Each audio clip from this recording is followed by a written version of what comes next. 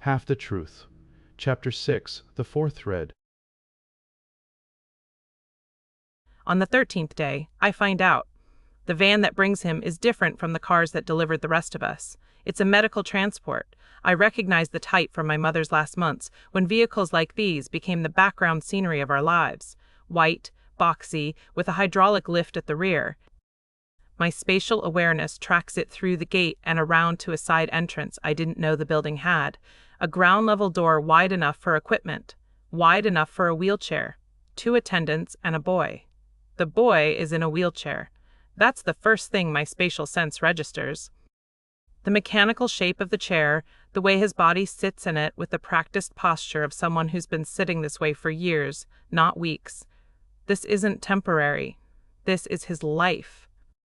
I reach for his aura, and what I find makes me grip the edge of my desk hard enough that Grace glances at me from across the English classroom. The thread. Not faint. Not subtle. Not woven into the deep structure the way it is in Cole and Una and me. This boy's thread is blazing. It's the loudest version of the frequency I've encountered, not because it's different in kind, but because something is amplifying it. Something technological. There's a node in his aura that I've never seen in any human being. A point where biology meets something else, something manufactured and precise, and the intersection of organic and inorganic is producing a resonance that lights up my perception like a flare. But that's not what stops my breath. His mind. Even at this distance, even through walls, what I can sense of his mental activity is staggering. Most people's auras center on their emotional state, the feelings dominate, with thought as a secondary layer. This boy is inverted. His intellect is the primary broadcast, a vast and intricate web of connections that fire in patterns too fast and too complex for me to follow. It's like looking at a city from above at night. Millions of lights flickering in coordination, each one meaningful, the whole forming something too large to comprehend from any single vantage point. And the web doesn't stop at his skull. This is the part that doesn't make sense. His mental activity extends beyond the boundaries of his body. Threads of cognitive light reach outward from the technological node in his aura and connect to things. I can't see what they connect to. My gift reads people, not machines, but I can see the connections themselves, filaments of intention and data stretching out from him into the invisible infrastructure of the building like roots from a tree.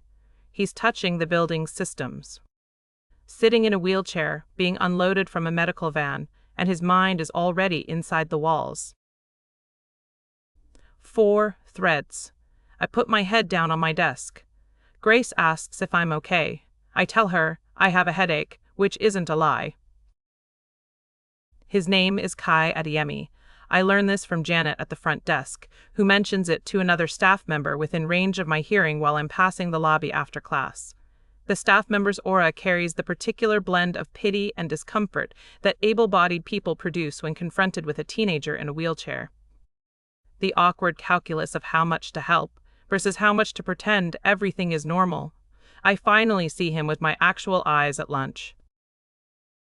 He's at a table near the middle of the cafeteria, and the dynamics of the room have already rearranged themselves around him. Not because of his aura or any supernatural quality, because of the wheelchair. It's a social object that forces everyone to make visible decisions. Sit near him and you're making a statement. Avoid his table and you're making a different statement. Most students have chosen avoidance, leaving a ring of empty seats around him that has nothing to do with hostility and everything to do with the cowardice of not knowing what to say. He doesn't seem to mind. Or if he does, he's redirected the energy elsewhere. He's on a laptop. That's the second thing I notice after the wheelchair. A battered machine that's seen better years, open on the table in front of him, his hands moving across the keyboard with a fluidity that doesn't match the cafeteria setting. People eat lunch. People scroll their phones. Nobody works a laptop with the focused intensity of a concert pianist during their midday meal. I open my gift fully and look at him, really look. Up close, his aura is even more extraordinary. The intellect web I sensed from 300 feet away is, at this range, almost blinding in its complexity. His mind isn't just active, it's distributed. Pieces of his cognitive light are inside the laptop, flowing through it, extending into whatever network the laptop is connected to. He's not using the computer, he's inside it. The boundary between his mind and the machine has a permeability that shouldn't exist. The technological node, the thing amplifying his thread, is at the base of his skull. Something small, something implanted, something that serves as a bridge between his nervous system and the digital world. I can see it in his health aura, a foreign object integrated so deeply into his biology that his body has accepted it as self. Whatever it is, it's been there for years. Beneath all of this, beneath the web and the node and the blazing thread, there's the person. Kai Adeyemi, 16 or 17. African American. A face that's sharp and quick, built for expressions that move fast. Amusement, curiosity, challenge. He's thinner than he should be. The kind of thin that comes from years of being fed by a system that counts calories like a budget. His hands move across the keyboard with the easy confidence of someone whose fingers have been his primary tools for a long time, quick and precise, compensating for everything his legs can't do. And his emotional layers, the ones I can read beneath the cognitive storm, tell a story I recognize. Pain, loss, the specific kind of loneliness that comes from being looked at and not seen. People see the wheelchair, people see the disability. Nobody sees the city behind his eyes, nobody except me. I don't overthink it this time. With Cole, I spent days working up the nerve. With Yuna, I had a midnight gym and a broken chain. With Kai, I just walk over and sit down. He looks up from his laptop. His expression cycles fast. Surprise, assessment, curiosity, each one there and gone in under a second. His fingers stop moving on the keyboard, which I get the sense is the equivalent of a normal person stopping mid-sentence. Hi. Hi. His voice is lighter than I expected. There's a quickness to it that matches his aura, words as data delivered efficiently, but underneath the efficiency, a warmth. He's not guarded the way Cole is guarded or armored the way Yuna is armored. He's open. Not naively, he's been hurt enough to know better, but deliberately. As if he's decided that closing off is a luxury he can't afford when the physical world already limits him so much. I'm Thea. Kai, He tilts his head. you're the first person who sat here all day. Is this a charity thing or an actual thing? The directness surprises me. Cole communicates in silences. Yuna communicates in assessments. Kai communicates in words. Actual, direct, unfiltered words. It's almost disorienting. Actual thing. Cool. He leans back in his chair, his permanent chair, and studies me. His cognitive web shifts, threads of attention redirecting from whatever he was doing on the laptop to the problem of who I am and what I want. I can see the analysis happening in real time, his mind processing me the way his mind processes everything, as data to be understood. How long have you been here? 2 weeks. Survival tips. The eggs are powder. The toast is a suggestion. Don't sit in Derek's line of sight unless you want to be a supporting character in his one-man show. I nod toward Derek's group across the cafeteria. Kai follows my gaze and something flickers across his face, a micro-expression that passes too fast for anyone without my gift to catch. It's not fear, it's calculation. He's assessing Derek the way a chess player assesses a board, identifying the pieces and their positions and the probable moves. Got it. Loud guy, center of gravity, needs an audience. He turns back to me. Anything else? There's a boy named Cole who sits in the dark corner of the common room. Don't let that bother you. He's okay. Dark corner. Okay, and you? What about me? Where do you sit? What's your deal? Everyone's got a deal in a place like this. I consider this my deal. The girl who sees everything and says nothing. The girl who sits in shadows with a boy who commands them and keeps secrets for a girl who breaks things with her feet. I'm still figuring that out. Honest answer. I respect that. He grins, quick and real and slightly crooked, and his aura flashes with genuine warmth. Kai Adeyemi, I realize, is the rarest thing in a place like Millhaven, someone who still likes people despite having every reason not to. We talk for the rest of lunch. It's the most I've spoken to anyone since arriving.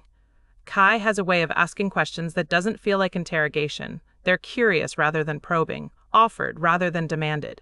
He tells me he's from New York, that he's been in the system for a while, that the wheelchair is permanent.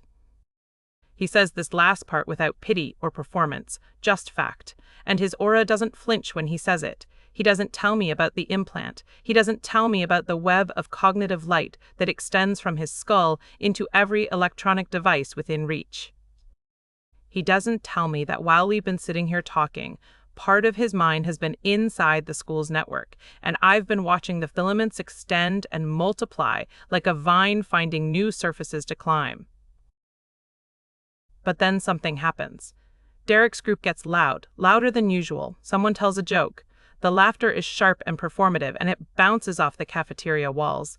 One of Derek's satellites makes a comment that I don't catch, but Kai does, and I see his aura react. A flash of anger in the warm tones. Not rage, irritation.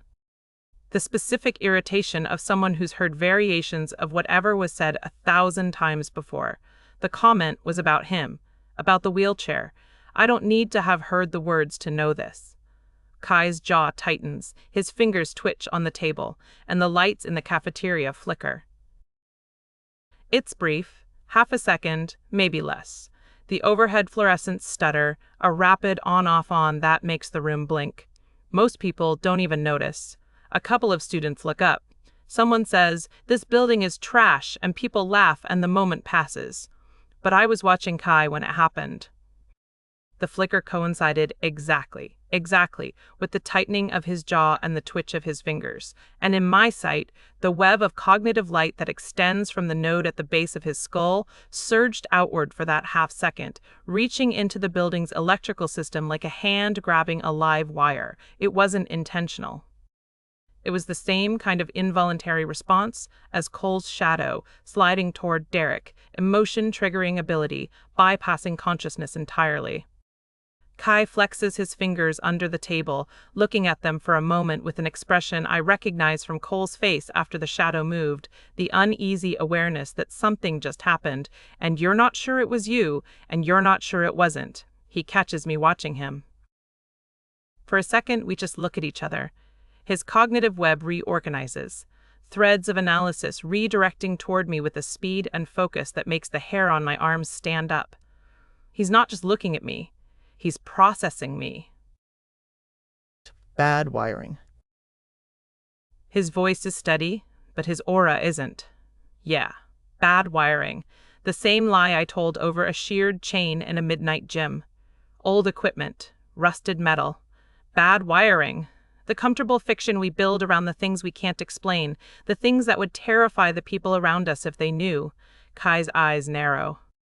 He heard something in my voice, or his mind processed something in my intonation that a normal person would have missed. I can see the threads of analysis tightening around the data point of my response, pulling at it, testing its weight. He doesn't say anything else. But a new filament appears in his cognitive web, a thread of attention aimed directly at me that has the quality of a bookmark. He's flagged me, filed me as someone to investigate further. Good, I've done the same. That evening, the common room, Cole's corner, my chair, our books, the shadow curtain drawn around us while the room churns. There's another one. Cole looks at me. His aura shifts, the same deepening I saw when I told him about Yuna. The darkness stirs. Another one like us? His name is Kai. He arrived today. He's in a wheelchair. What's his? He pauses. He's searching for the word for what we are, the thing we do, the quality that sets us apart from every other student in this building. He doesn't find it. What's his thing? Technology, electricity, something with his mind and machines. I'm still working it out. Cole absorbs this. He's quiet for a while, his thinking quiet, not his avoidance quiet. The shadows in our corner shift steadily, thickening near the ceiling the way they do when he's processing something that matters. Thea, Yeah? how do you know? About Una. About this new kid. About. He gestures vaguely at the space between us. How do you know we're the same? And there it is. The question I've been dreading and hoping for in equal measure. The one that requires me to tell the truth about what I am, to open the door I've kept bolted since my mother died. I look at Cole Mercer, the boy in the dark corner. The locked book with an ocean of shadows inside him and a thread in his soul that matches mine. The first person at Millhaven who made a dead thing in me lift its head. If I can't tell him, I can't tell anyone. I see things, about people, things no one else can see. His aura doesn't flinch. His eyes don't widen. He just watches me with those dark, textured eyes and waits for more. So I give him more. Not everything, not yet, but enough. I tell him that people have colors around them that show me who they really are. That I can feel the building, the rooms, the people, the spaces, like a map in my mind. That I've been able to do this since before I could remember. That my mother believed me. That no one else ever has. I tell him that the first night I arrived, I scanned the building and found a person I couldn't fully read. Someone with a depth that went further than anyone I'd ever encountered. Someone who sat in a dark room with shadows that were heavier than shadows should be. That was you. The silence that follows is the longest of my life. Cole doesn't speak. His aura is doing something I've never seen it do. The layers are moving. Shifting. Rearranging themselves like tectonic plates in response to an earthquake. The defensive wall is still there, but it's vibrating. And beneath it, in the darkness, in the ocean I can't reach, something is rising toward the surface. The shadows. You can see the shadows. Yes. They move sometimes. When I'm. He stops, swallows, starts again. I thought I was imagining it. You're not. He looks at the shadow from the column, the one that slid 3 inches toward Derek, the one he didn't know about. He looks at it and his face does something it's never done in the 2 weeks I've known him. It opens, the guard drops, the wall thins. And underneath is the face of a 17-year-old boy who has been terrified of himself for his entire life and is just now realizing he might not have to be. You can really see them. I can see everything, Cole. That's my curse. He lets out a breath he's been holding for years. I can see it in his aura. A release, a decompression, something exhaled that's been trapped inside him since the first time a shadow moved and he couldn't explain it to anyone. The relief is so profound it almost has a color of its own, a pale, trembling gold that I've only ever seen in one other person. My mother. The day I told her what I could see and she believed me.